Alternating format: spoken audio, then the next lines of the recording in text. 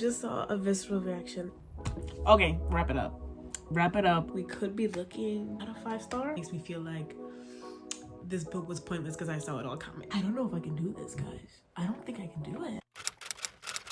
Hello there, beautiful people. Welcome back to my channel. My name is Nyasha, and it's so good that you're here. Today, we have a very, very, very fun reading vlog planned. So, as you saw by the title of this video, I'm going to be giving authors a second chance. What this means basically is that I'm going to be reading books by authors whose books that I did not enjoy. You get what I'm trying to say? Because I was like, oh, you know, I read one book by this specific author and I really didn't like it, and I told myself I'm never gonna pick up a book by them again. But then I was like, wait, that's low-key not that great. I don't want to stop myself from reading books simply because I had a bad experience with the author previously. It sounds like a very weird thing, I won't lie, but I'm excited to do it regardless. And so in today's episode, because you best believe there's going to be more of these, we are going to be reading two authors who I didn't really click with when I read one of their books. So the first author is Emily Henry. I know, gasp, shock, horror, the queen of romance, the queen of rom-coms. I read Beach Read, I think in 2023, I'm pretty sure, and I rated that book 2 stars. I did not enjoy it, like at all. And since then, I have not touched an Emily Henry book, but I cannot deny the fact that she is incredibly popular, and there are so many people who are ride or die for her work, and they just think that she has this impeccable writing style and technique. And so I'm just like, you know what, let's give her a second chance. For her, I'm going to be reading Funny Story, which I think is a good pick because one of my favorite bookish creators, Tiffany Leanne, she read this and she absolutely loved it. I think it was her first 5-star of the entire year. And I just went onto Goodreads and I also noticed that Funny Story is her highest rated book at 4.2 stars. So I was like, of all the books that I should be trying to read, I should definitely read her best one, basically, to give her a fighting chance. Do you get what I mean? This is all very, very like lighthearted stuff. I genuinely have nothing against these authors at all. I just had a bad reading experience the first time around. So that's the book that we're going to be reading for Emily Henry. The second author who we're going to be reading is Lucy Foley. I read The Guest List. I can't remember what year I read it, but I also rated that 2 stars. I just didn't like it. I just didn't like the way that it worked out. I wasn't a big fan of the writing style. And so then from that point on, I did not touch a single Lucy Foley book again. So we are now giving her that second chance. And we are going to be reading The Paris Apartment. This is also, I think, one of her most popular ones. I mean, obviously, aside from The Guest List, I think this one is pretty up there with being a very popular Lucy Foley read. I'm really, really excited. Grab a drink, grab a snack, grab yourself your own reads, and let's read together.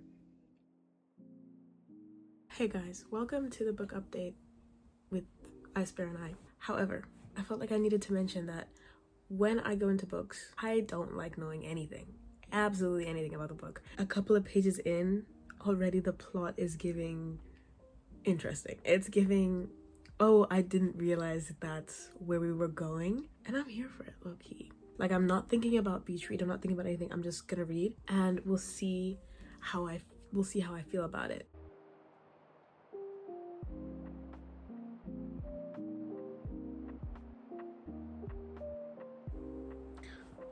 Okay, you just saw a visceral reaction. One of my sort of issues with Beach Read was how cliche it felt at times, and that's how I feel about the line that I just read. It said, "From the next room, Jamie O'Neill's rendition of All By Myself plays loudly enough to make the coffee table shiver."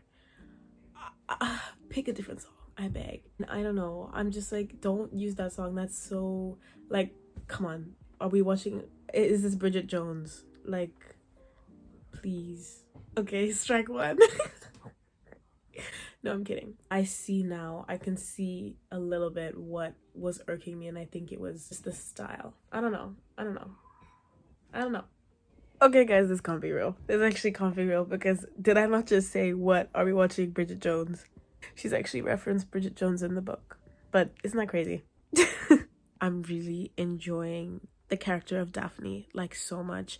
I feel like I see a lot of myself in her, but I also wanted to talk about how Emily Henry is throwing in words that I've never seen in any other like contemporary romance before in my life. What do you mean I just learned the word septuagenarian? Like, I had to search that up because I was like, I don't even have context clues for this. I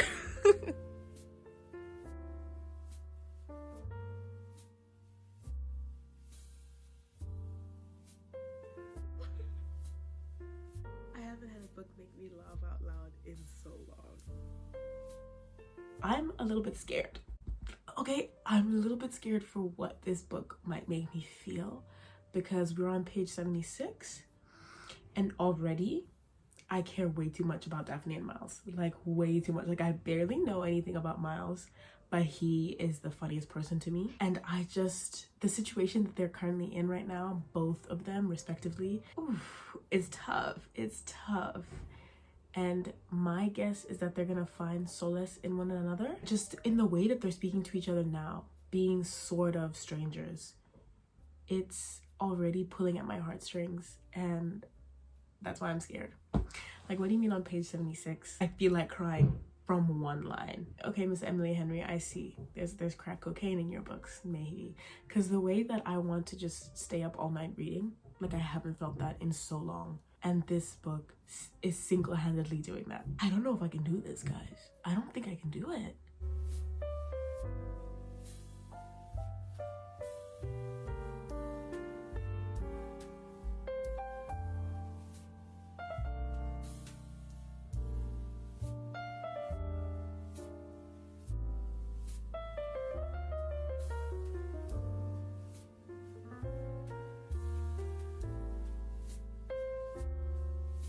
Good morning, beautiful people. It's the next day, and as soon as I woke up, I picked up my book, and that's a good sign. That's a very good sign. I just thought that, like, this quote, it like resonated with me so hard. It's depleting. Like, every time I dole out a kernel of my history to someone who's not going to become a fixture in my life, a piece of me gets carried away, somewhere I can never get it back. You can't untell someone your secrets. You can't unsay those delicate truths once you learn. You can't trust the person you handed them to. Like, what? That, like, I read it and I was, like, shocked to my core. I'm finding that there are a lot of moments like that where I'm just, like, absolutely gagged by whatever she's saying. And I really just feel like it, like, resonates with me very deeply. So that's going good. I've now figured out that there's a fake dating trope in this book, which I did not see coming. And I'm excited for it because, like I said, I already love the character of Miles and I adore the character of Daphne. And I just feel like their dynamic is so good. Like, it's so good. And the banter between them and the feelings that I'm already feeling. Okay, Miss Emily Henry, you did not come to play. Hi guys, so I was at a friend's house. The girl has been reading. I'm almost, I think, 300 pages in. That's a big fat lie. I'm at 243 pages. I'm still enjoying the book. Like, I really and truly am really enjoying the book, and I'm excited to see where it goes. I was watching a bookish video, and they were just like, a telltale sign of a 5-star read is when you are just busy reading and you just find yourself smiling to yourself, laughing to yourself, kicking your feet. And that's happening, guys. And I don't want to speak too soon because we are only 243 pages in out of an 800-page book. But, like, it just feels so good. Like, the vibes I'm getting from this book are they're just too good. Like, way too good. I don't know why, but this just feels so much better than Beach Read because, I don't know, I think my issue with Beach Read was, like I said earlier, that it just felt very cliche. And the stuff in here is not feeling cliche. It's feeling very romantic and heartwarming and swoon-worthy. And I absolutely love it. Something else that I'm noticing about this is that I feel like, and I don't know, this might be like a marketing thing that Emily Henry does or something, but I feel like this story is like written in the form of like in the perfect form for it to be like changed into a screenplay. It just seems like it's already a movie. Like when I read books, I do see them in my head, but this one feels like even the transitions between scenes that we have and just the way that the characters speak and just the description, I just think it's so vivid and it's so bright that it would do beautifully as like an on-screen adaptation. But that just might be Emily Henry's writing. I don't know what it is, or she actually does write books with the thought in mind that there is a possibility of it becoming a screenplay. I don't know, but that's just what I'm feeling, and I'm here for it.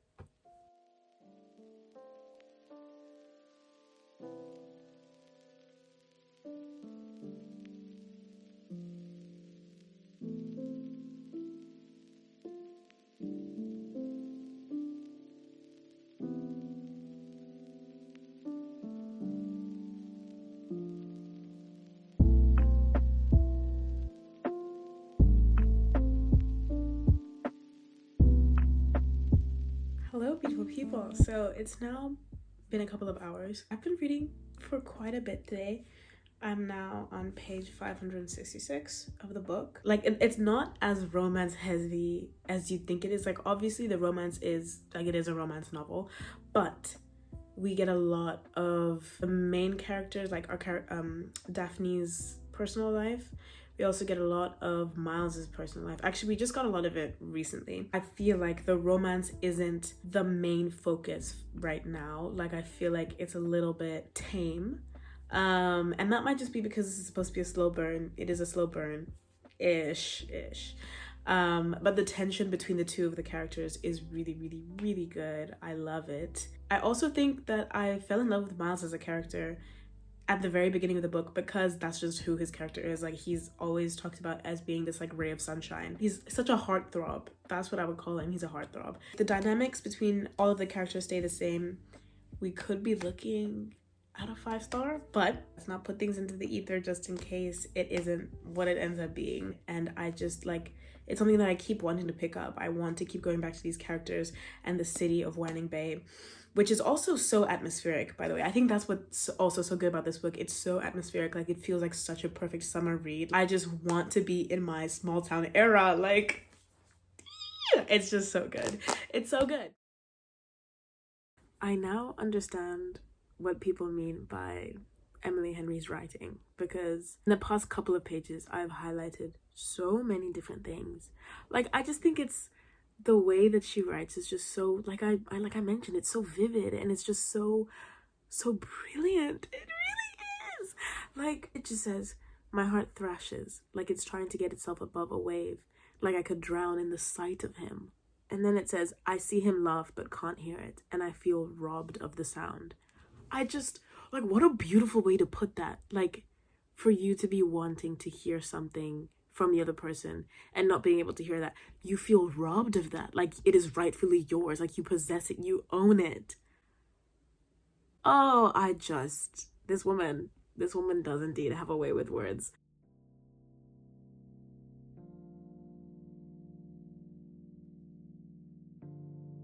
I'm back with another quote. Okay, guys? It says, those are the moments that make a life, not grand gestures, but mundane details that over time accumulate until you have a home instead of a house, the things that matter. In the context of the book, obviously, that literally is, that's beautiful. Even outside of the context of the book, that quote is beautiful. And it made me think immediately of the song Little Things by Manana. If there is a song that I would associate with this book, it is that one. Go listen to it. It is so beautiful. That entire song encompasses the core aspects of this book.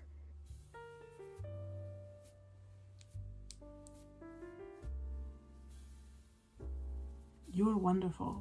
You're the reason for the word wonderful. It really shouldn't be used for anything else. Okay, wrap it up, because it's just so beautiful.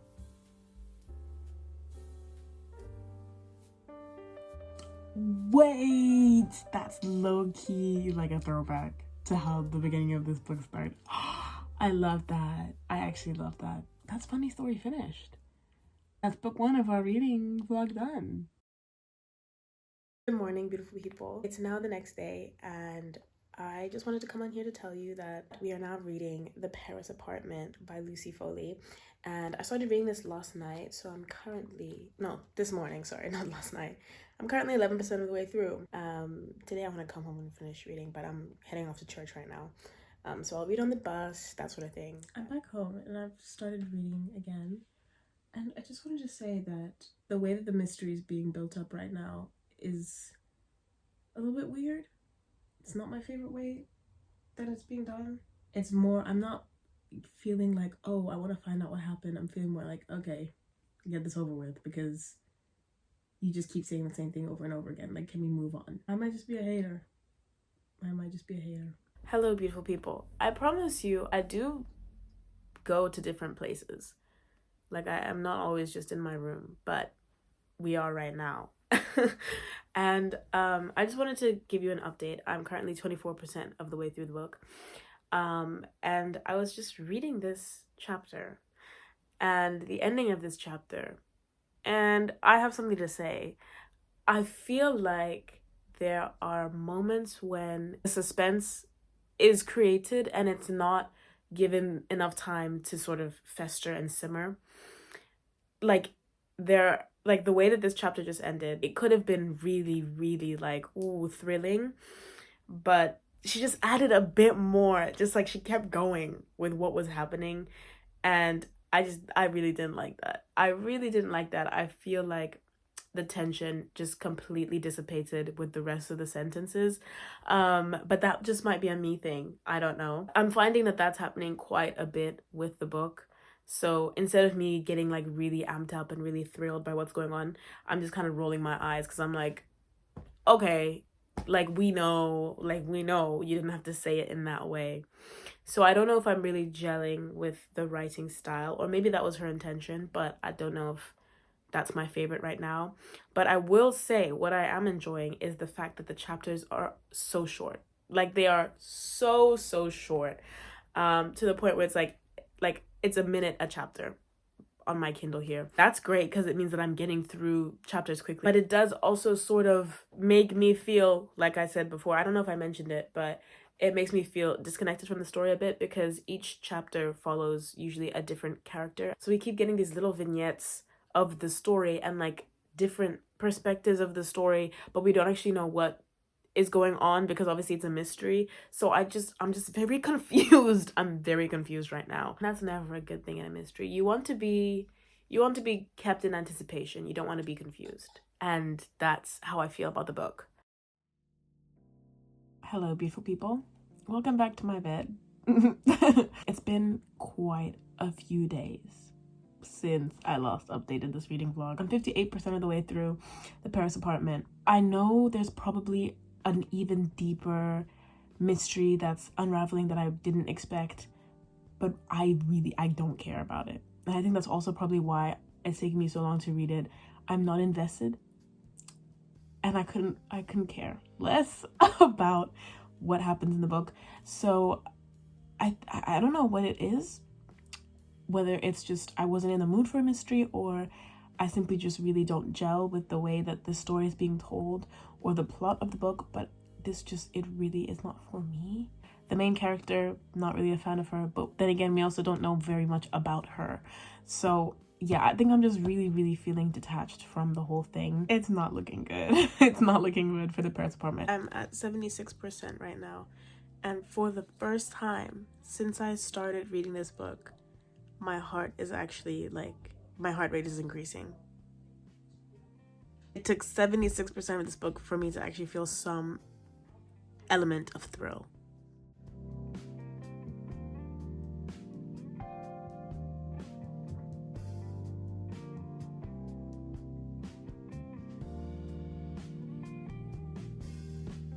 So I'm 93% of the way through.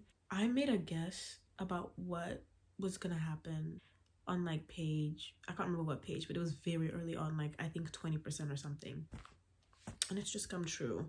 And it doesn't make me feel like yay, I'm invested in the book. It actually makes me feel like this book was pointless because I saw it all coming. I'm gonna keep reading because I don't know if I'm 100% true, but like basically half of what I thought was gonna happen has happened. Like I've guessed a majority of this book. And this is not me to say, oh, I'm so smart. No. It's just like, I think things were made a bit too obvious. Or maybe that's just because I read a lot of mystery. But there was one element of this book that really shocked me, that I was like, oh, I didn't see that. If it hadn't happened, everything else would have stayed the same. So it didn't make that much of a difference. Do you get what I mean? So it wasn't that big of a reveal. This one, however, it should have been a massive reveal, but I just sort of, I kind of knew that it wasn't gonna happen. I'm so sorry I'm talking about this so vaguely, but I don't want to spoil anything for anyone, so that's all I can say. Beautiful people, I just finished the book. And I've got thoughts, okay? I've got thoughts. I'm ready to share them. And I'm ready to close off this video because it's been going on for a while. I'm going to start off by talking about Funny Story, which is the first book that we read in this video. That book I ended up giving 4 stars. I really enjoyed it. I really loved it. And I know I did say I was thinking of giving it 5 stars, but I realized that it wasn't something that became a part of me. And I'm very particular about giving 5 stars out. If I say that a book is 5 stars, just know that it is a part of my DNA. I think about the characters constantly and I envision those people as real people. If it's a fictional novel, like, that's what a 5-star book is for me. It ended up getting 4 stars. I really did enjoy the characters. Both Daphne and Miles were to die for. I loved reading their story. The setting was also very atmospheric. I loved it, like I said. And ultimately, I think the writing in that book is also something that is just so beautiful. Absolutely beautiful.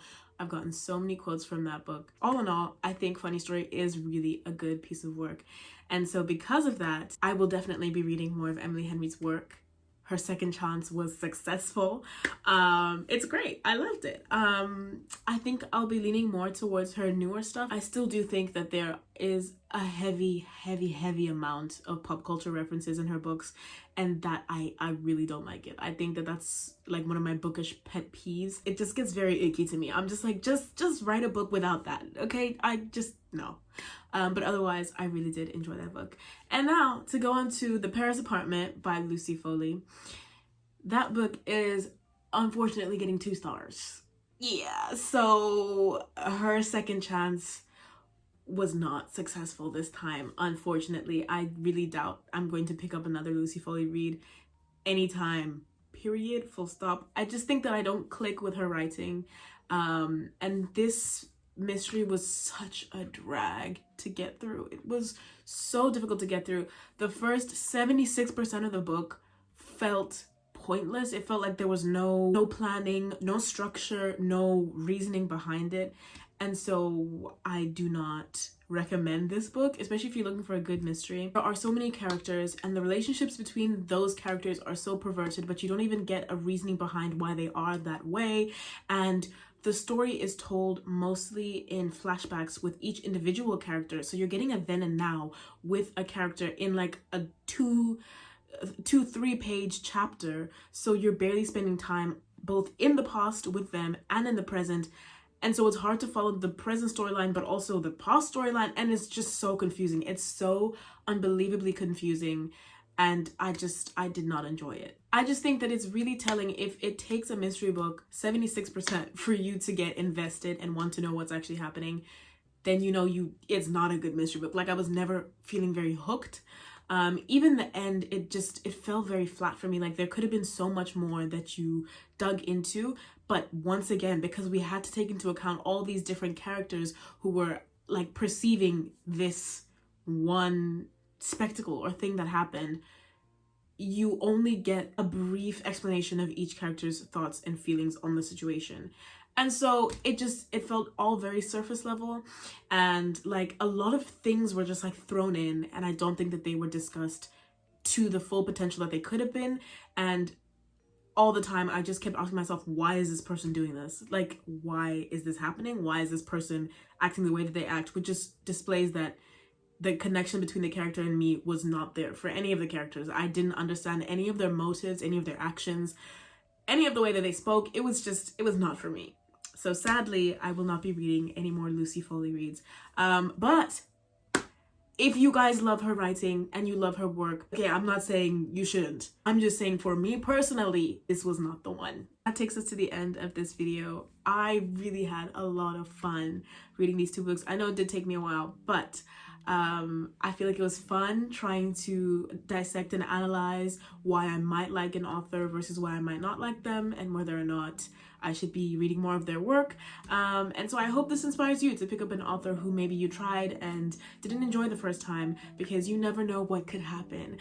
So I hope to see you guys in my next video. I love you all so much, and bye.